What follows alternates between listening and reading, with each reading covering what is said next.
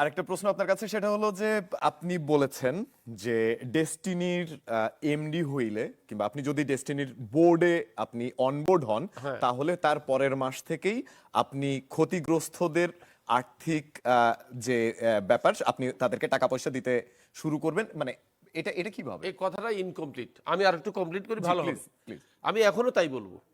আমাকে যে বর্তমান ম্যানেজমেন্ট আছে এদের সাথে আমাকে যদি মূল কি পজিশন যেটা সিইও বা এমডি করে আমাকে আমার ব্যাংক অ্যাকাউন্টগুলো আমার ম্যানেজমেন্টের আন্ডারে, আমার আন্ডারে চাচ্ছি না, আমার ম্যানেজমেন্টের আন্ডারে খুলে দিয়ে আমাদের সম্পত্তিগুলো যদি বুঝায় দেয়, অবশ্যই আমি তার পরবর্তী থেকে দিতে পারবো, কারণ আমাদের ব্যাংক অ্যাকাউন্টে টাকা আছে, আমি টাকা ধরতে পারতেছি না, ইটস ফ্রিজ।